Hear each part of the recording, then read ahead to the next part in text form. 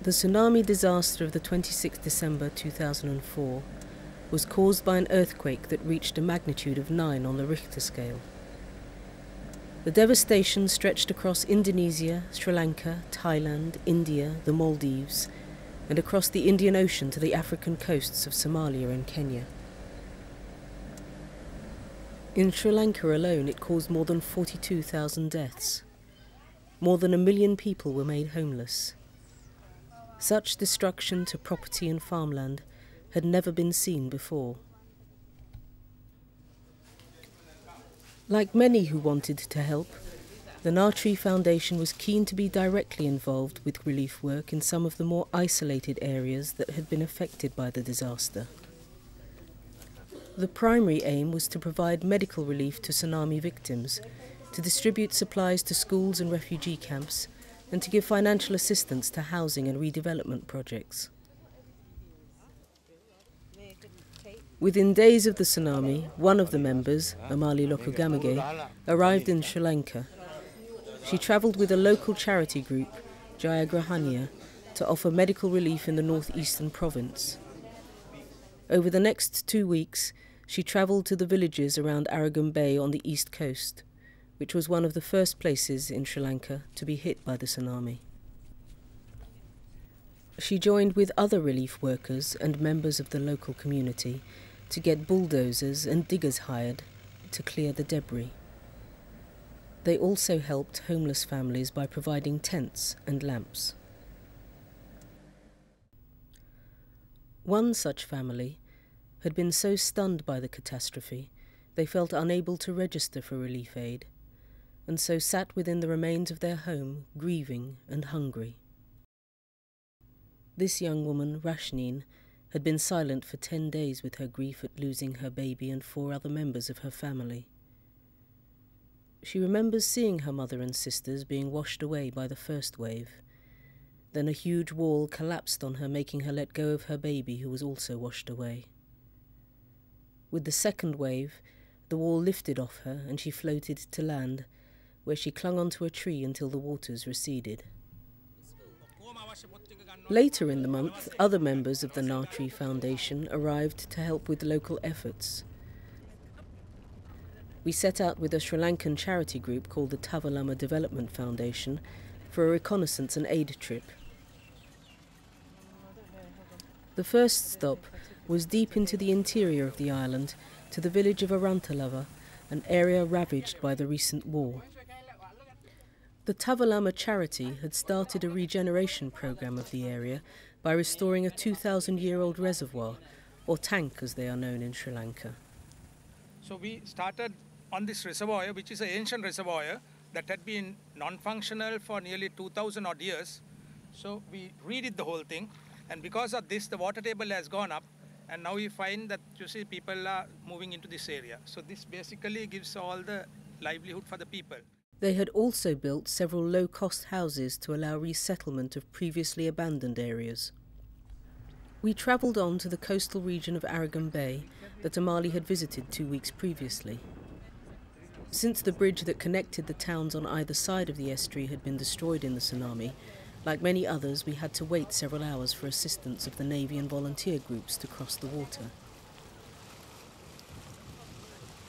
One of our 2 transport vehicles had to be left behind. We eventually crossed by a combination of boat and 4-wheel drive.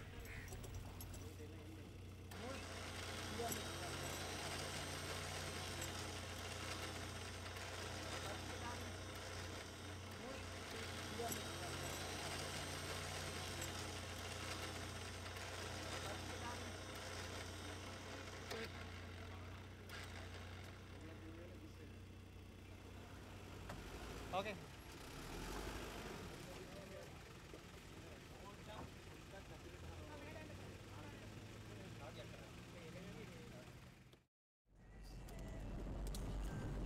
We travelled through the floodwaters to the nearby village of Panama to do a medical clinic in the local school, which had closed since the disaster.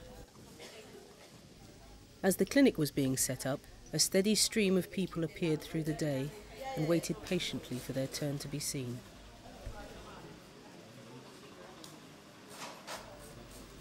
With the help of our fellow charity workers translating, we saw a total of 140 patients in a day.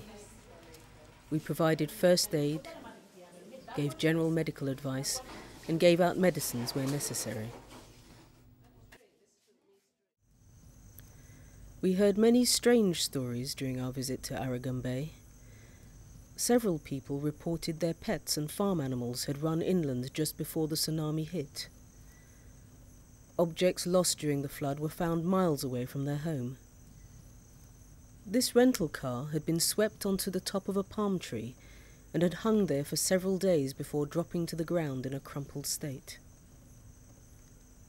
By complete coincidence, looking at its number plate, we realised that this was a hire car used by Amali and her father 2 years ago. Yeah, I recognise this car very well indeed. Another amazing story was that the shrines and other holy sites had remained undamaged by the waters. Our party returned to Ulla to see that the area had now been cleared. We revisited Rashneen, who had sat silently on the beach in shock. She was far more talkative now. So this is my tank, water tank. So I will drink. Rashneen's husband explained that their water tank had been contaminated with seawater. We gave them the money they needed to restore the water supply and so provide clean water for the family and their neighbours. We treated her 5-year-old niece, Sifa, who was suffering with an exacerbation of her asthma. Only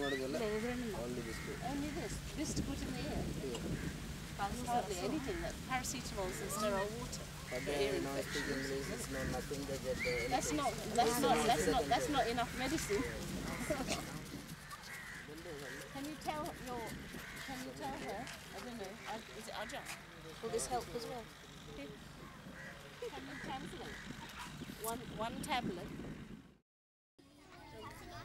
We went on to visit one of the local schools, Mahavidyala, whose buildings had been completely washed away. The school was conducting classes under a tarpaulin.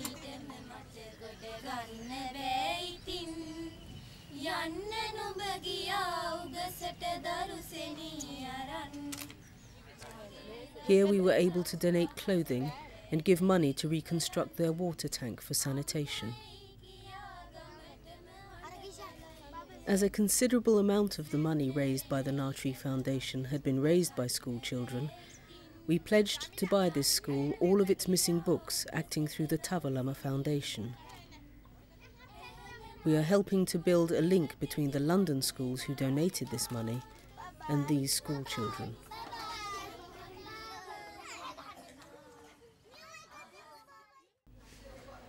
Returning to the capital, Colombo, our work continued with visits to several of the refugee camps in and around the city. We set about donating new clothes, children's books, and mosquito nets.